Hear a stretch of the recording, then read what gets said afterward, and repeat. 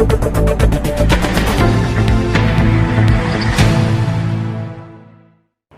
मैं हूं आपके साथ पूर्वी राय और आप देख रहे हैं तक्षशित न्यूज।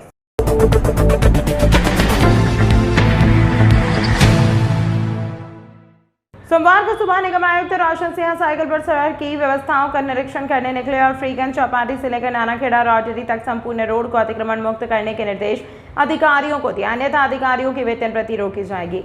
नगर निगम आयुक्त रोशन सिंह द्वारा शहर की सफाई व्यवस्था देखने हेतु सोमवार को साइकिल से औचक निरीक्षण करने हेतु निकले, जहां आयुक्त रोशन सिंह द्वारा फ्रीगंज चौपाटी से लेकर नानाखेड़ा इंदौर रोड हरिफाटक ब्रिज तक लेकर सफाई व्यवस्था का जायजा लिया। निरीक्षण के दौरान देखने में आया कि संबंधित क्षेत्र में ठेलों गुमटी वालों के द्वारा अतिक्रमण कर रखा है, जिसके कारण सफाई व्यवस्था भी समुचित रूप से नहीं हो पाती है।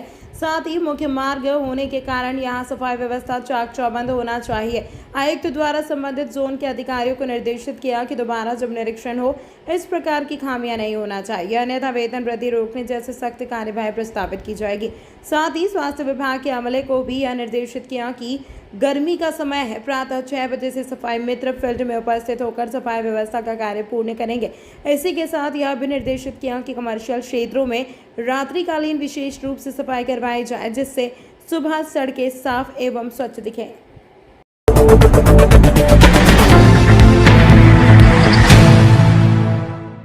श्री महाकाल लोक के सामने स्थित दुकान और मकान मालिकों को नगर निगम की टीम ने नोटिस जारी किए हैं। नोटिस जारी होने के बाद रहवासियों ने उच्च शिक्षा मंत्री मोहन यादव और सांसद अनिल फिरोजिया से मुलाकात की। मंत्री और सांसद ने निगम अधिकारियों से बात कर मसले का हल निकालने का आश्वासन दिया है। यहाँ यह उल्लेखनीय है कि महाकाल लोक बनने के बाद पूरे शहर में दड़ बेनुमा मकानों को होटल में तब्दील करने की होड़ सी मची है और इस क्षेत्र में भी बगैर पार्किंग और बगैर किसी सुविधाओं के कई मकानों को होटल में बदल दिया गया है, जिसके चलते यहाँ चक्का जाम जैसी स्थिति निर्मित होती रहती है। श्री महाकाल महालोक के सामने स्थित दुकान और मकान मालिकों को नगर निगम की टीम ने नोटिस जारी किए हैं। यह नोटिस 1956 की धारा 307 के तहत जारी करते हुए निगम ने उन्हें वासियों से जानकारी मांगी है कि उनके द्वारा निर्माण किए गए मकान और दुकानों के कागज प्रस्तुत किए जाए, जिससे यह पता चल सके कि निगम द्वारा की गई भवन निर्माण अनुमति के विरुद्ध कोई अतिरिक्त निर्माण तो नहीं किया गया या फिर निर्माण किया जा रहा हो जो कि अवैध निर्माण की श्रेणी में आता है। इसी के चलते यह नोटिस जारी कर निर्माणाधीन एवं निर्मित हो चुके मकान दुकानों की जानकारी मांगी गई है। उच्च शिक्षा मंत्री डॉक्टर मोहन यादव और सांसद अनिल फिरोजिया ने रहवासियों को आश्वासन दिया है कि नगर निगम के अधिकारियों से उक्त मामले में चर्चा करने के बाद हल निकाला जाएगा। देवता कॉलोनी करीबन 80 से बनी हुई है, अभी तक वेद नहीं हुई, अवैध चल रही है। वो एक आज कोई नए मकान तो बने नहीं, बरसों से मकान बने हुए हैं, तो उसको कह रहे तोड़ो, इसको ये हटाओ वो हटाओ, अतिक्रमण हटाने कह रहे हो, जबकि अतिक्रमण कुछ है ही नहीं वहाँ पे। पुराने समय के मकान बने वही मकान है। देवता कॉलोनी भगत सिंह मार्ग पे, जयसिंहपुरा भगत सिंह मार्ग देवता कॉलोनी, महाकाल लोक के सामने। मंत्री साहब के पास आया कि इस कॉलोनी को वैध कर दी जाए, हम टैक्स भरने के लिए तैयार है, जो भी प्रक्रिया है वो पूरी करो, हम करने के लिए तैयार। सभी लोग आए, इसीलिए करीबन 300 मकान हो गए देवता कॉलोनी में। उनमें पूरा भगत सिंह मार्ग पे जोड़ो तो 500 मकान है। सुविधा तो जैसे पुरानी चली आ रही है वही सुविधा है उसमें, नाली है, गटर, रोड, सब बिजली सब है उसमें। चक्कर ये आ रही है कि अवैध कॉलोनी नहीं है, अवैध कॉलोनी है। नोटिस बांटे अभी, नोटिस बांट दी गई अभी सर, नोटिस है, बताओ नोटिस उसमें ये बोल के गए सब काम बंद करो, बोर्ड उतरा दिए हमने, सब घर घर लाज बना ली लोगों ने। हर जो गरीब से गरीब वो भी कमरे में बैठा रहा, सुला रही आदमी जनता को, सबको बंद करो।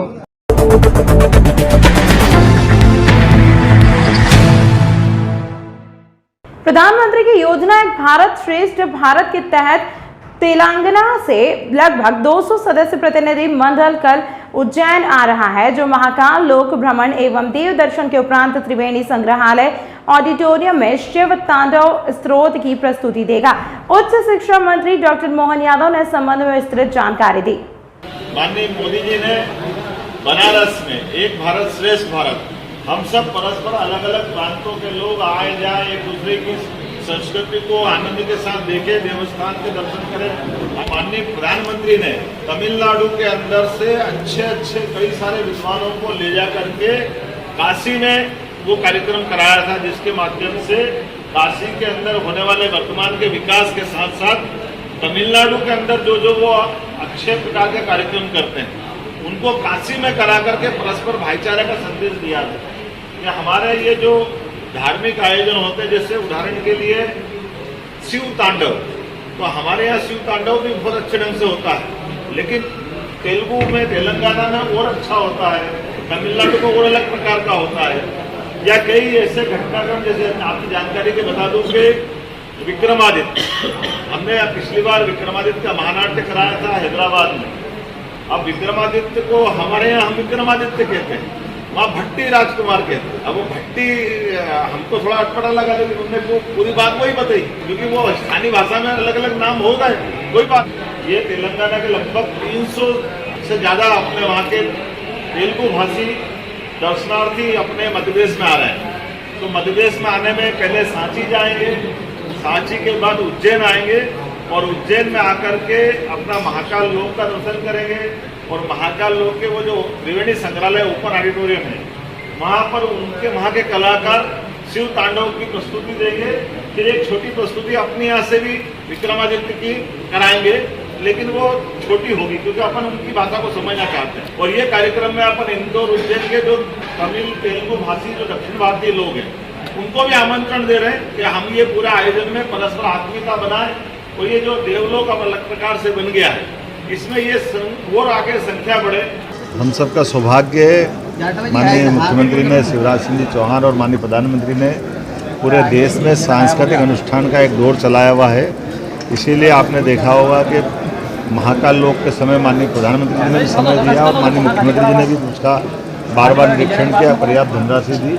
लेकिन निर्माण के बजाय अब उसमें हमारे देश के अन्य प्रांतों के लोग भी उज्जैन आए, आपस में यहाँ के सांस्कृतिक इन केंद्रों को देखे और जो अपनी भाषा के कुछ सांस्कृतिक कार्यक्रम वो भी करे। इसी आधार पर एक कार्यक्रम पहले तमिलनाडु के लोगों द्वारा बनारस में हुआ था। इसी प्रकार के एक छोटा कार्यक्रम की कल्पना हमने अपने उज्जैन में की है, जिसमें तेलुगु भाषा के तेलंगाना राज्य के कुछ लोग आने वाले हैं। उनके लगभग 350 से बड़ा एक दल आएगा, जिनको कल महाकाल लोक के दर्शन भी कराएंगे। शिव तांडव की तेलुगु भाषी लोगों द्वारा प्रस्तुति भी दी जाएगी।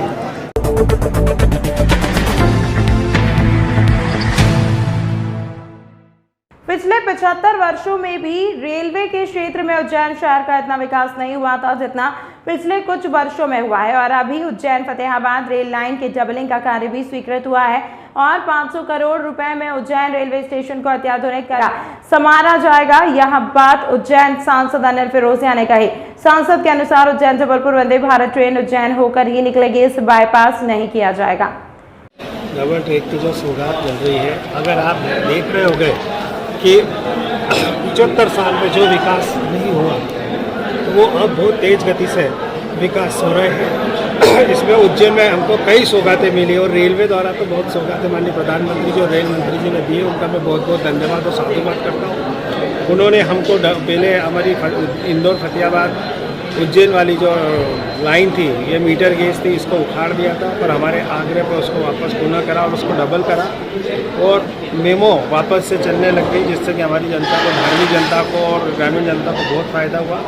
अभी हाल ही में बजट में हमारे रेलवे स्टेशन को माननीय प्रधानमंत्री जी से मैंने जब आग्रह करा था बजट के पहले, तो उन्होंने 650 करोड़ की लागत से एक एयरपोर्ट की तर्ज पे हमको रेलवे स्टेशन की सौगात दी है, जो पुराना स्टेशन पूरा टूट के नया बनने वाला है। और अभी हमको कल ही एक और सौगात मिली है। मैं माननीय प्रधानमंत्री जी को, रेल मंत्री जी को पुनः एक बार आभार और धन्यवाद करूंगा कि इंदौर फतेहाबाद का जो ट्रैक है वो डबल कर दिया है।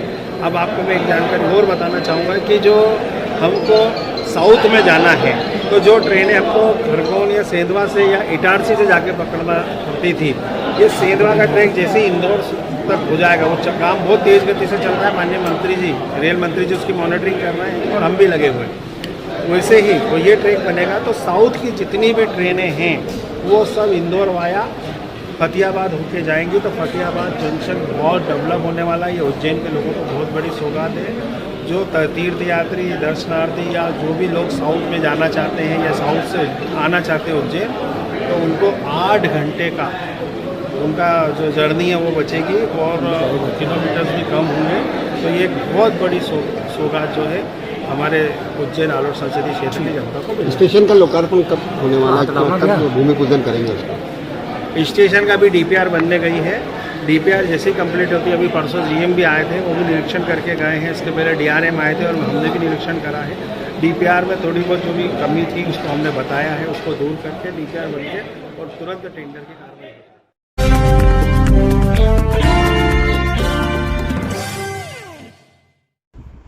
महाकालेश्वर मंदिर में दिल्ली से आए 3 श्रद्धालुओं के साथ भस्म आरती अनुमति के नाम पर ठगी का मामला सामने आया है। श्रद्धालुओं से 4,500 रुपये लेकर ओरिजिनल अनुमति की कॉपी कर नकली अनुमति बनाकर थमा दी गई थी। दर्शनार्थी सुबह मंदिर पहुंचे तो नकली अनुमति की जानकारी सामने आई।